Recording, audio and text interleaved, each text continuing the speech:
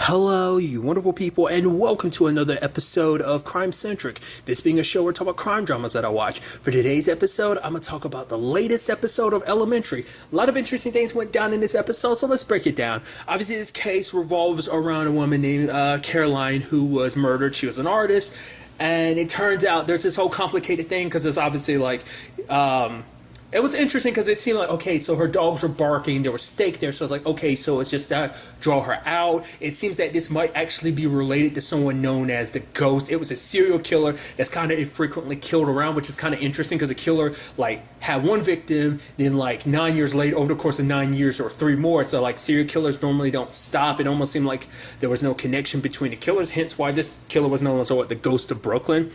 So that was an interesting thing. It's like, oh, we're dealing with a serial killer. And I guess that was kind of supposed to fit the whole ghost aesthetic of when I was like, but it didn't seem like that element came up in the other case. So I was like, oh, maybe that's just what the ghost did in this particular case. But it actually turns out there is no such thing as a ghost of Brooklyn, because it turns out basically this dude who works in a company that makes the kits that they used for testing DNA, basically he has this condition where he sweats, and basically he tainted that's why the DNA tests were all tainted, so that's why it seemed like there was no DNA that they could find. So turns out all those unsolved cases that were associated to the ghost, there's actually killers behind it. So because initially all this kind of got bumped up to major crimes, what they investigated is all these other departments is we'll take our cases back now that we see kind of the mess up behind it. It's kind of interesting and shows you just how the smallest thing could have the biggest effect over the course of all this time and stuff like that.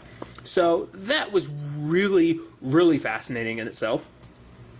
So then it turns into a situation of, okay, there's the neighbor, Benjamin. It's oh, maybe he was having an affair, because obviously her artist friend was oh, there's a whole thing of he heard the word affair, but it's nope, he wasn't having Caroline wasn't having an affair with him. She was having an affair with his wife, and then the wife points out oh, she had a dog named Ollie, a German Shepherd, and it's oh, it wasn't there. So it turns out Ollie was the target all along, because it turns out that Caroline was selling marijuana for a cartel called Los Santiagos.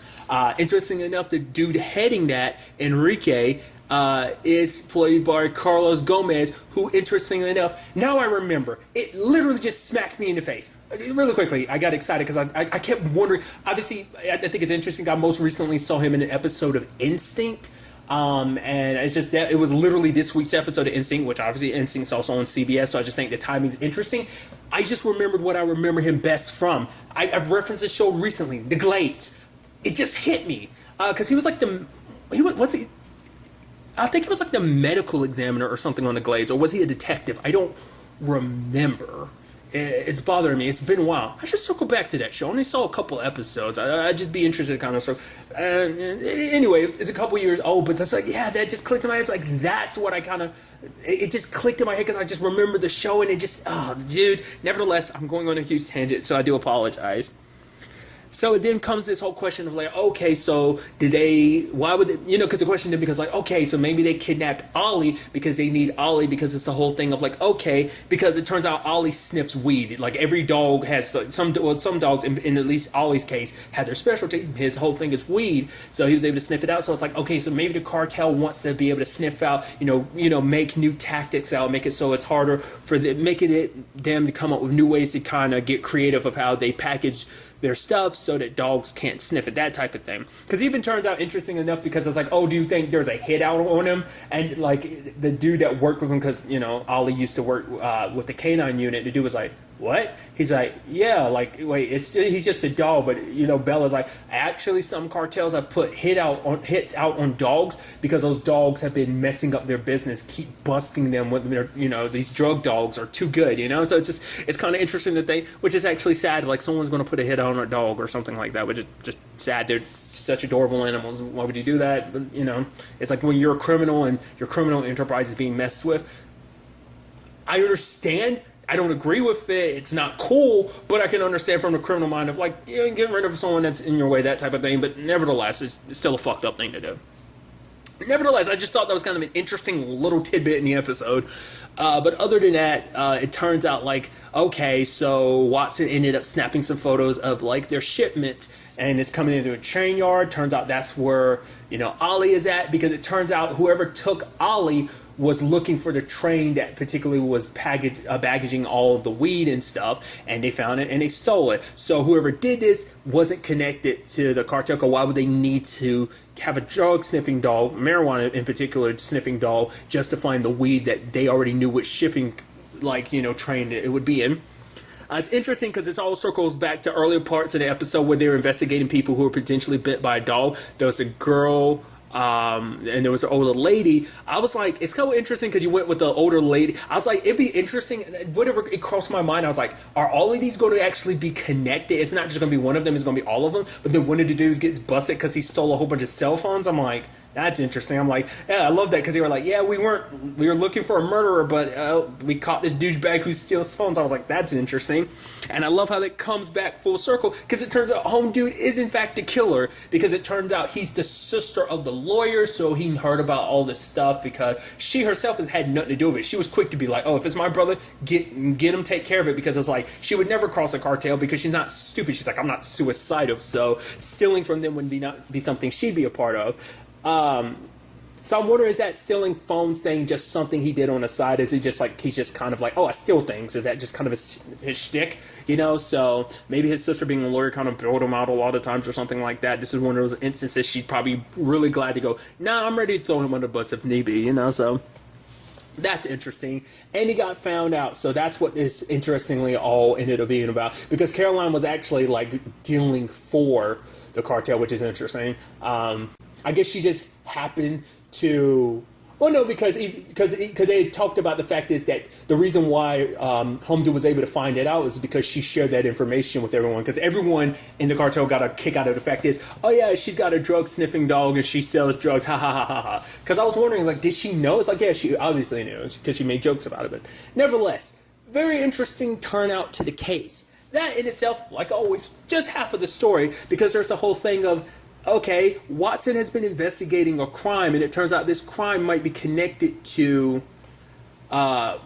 Odin, because it involves like this dude named Parker in Arizona. There's a car crash, a person just got out, killed him, and drove away. Well, it turns out Parker was, what was it?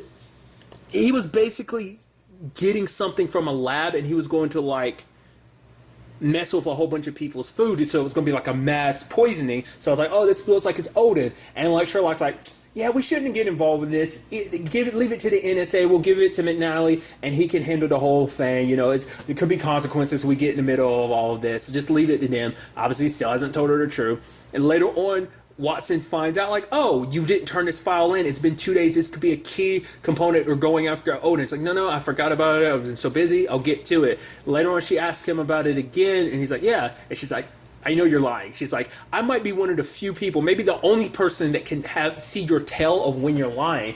And he ends up spilling the beans, and she's like, what the hell? Oh, do I need protecting now or something? The reason why you're trying to protect me? It's like, well, it's not just you, because obviously it's also Gregson and it's also Bell. Like, all the people that are important to him, his circle, it's like they would all be in danger. But it's also because he didn't want Sherlock didn't want to put Watson in a position where it's like she would have to lie, because we would have to lie to them, because because we know who shot Gregson, our friend. And holding on to something like that takes a lot of you. It corrosives. It's something that builds inside, and it corrodes. It eats away at you essentially. So Watson, I did like the fact that she was like, yes, I understand why you did what you did about the whole Odin saying and McNally, but at the same time, I don't like it, but I accept it. I understand it. But Sherlock has made the promise, like, I'm not going to hide stuff from you, and I won't lie to you again with this whole situation, because for him it's like he's trying to get in contact with some agents of the Queen, because he's got to go full outside of like Odin's reach to kind of get in contact with people. He has to kind of go through back channels to make sure that Odin doesn't pick up on it. To be fair, Odin's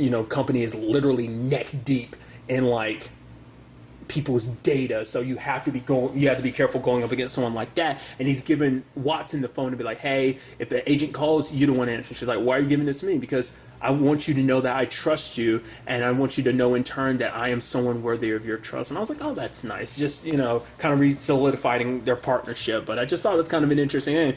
I didn't know when he was going to tell her. To be fair, we are nearing the end of the season. We only got literally 4 episodes left, so I shouldn't be too surprised. But that was just kind of interesting. Like I said, I just love the fact that she was able to tell him was like we've been partners for so damn long. I know when you're lying. I might be the only one who does. I just thought that was kind of a neat thing. So now, like I said, it's not like Sherlock's been sitting with his thumb up his ass the entire time. It's like, no, I've been trying, like I said, going about this,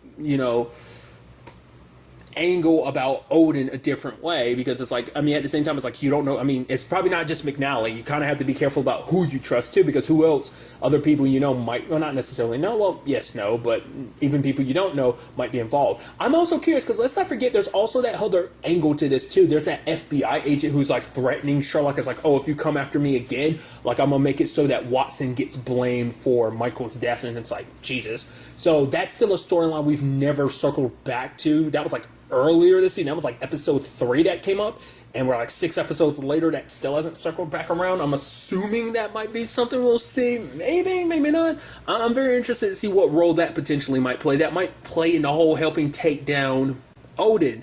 But to be fair, it might play out in a different way, because Odin finds out at the end of the episode, it's oh yeah, Watson has been looking into it. Obviously, that was before Sherlock told her to back down. Too late, it's already on his radar. And he's oh, you don't have to worry about handling it, I'll handle it myself. Which one, I don't think he's going to kill Watson. It just doesn't seem like his cup of tea. It's because he wants Watson and Sherlock on his side. What he's most likely going to do is confront her and probably be threaten other people in her life to kind of push her to do this whole thing of oh, work for us, I'd rather us be allies than enemies. This whole FBI thing, that might be something that ends up getting used against her and Sherlock. He might try and take that and try and pressure them. It's oh, if you kind of don't go with what I'm saying, I'm going to take what he's gathered and push it onto Watson. So it's I don't want to force your hand, but I kind of have to if it means for the greater good type of situation. So that is definitely going to be interesting. And like I said, we are literally down to the wire. There's only, sadly, 4 episodes left of Elementary. Once again, I'm always kind of bummed about the whole thing of shows being shorter in their final seasons. I would love to see things kind of go a bit more. Like I said, I'd love certain storylines to come back, but last season those storylines were left as a stalemate, so we'll probably never get full and blown conclusions to that. Just kind of like I said, you never know. There might be circle back to it in the last episodes. I doubt it, but still.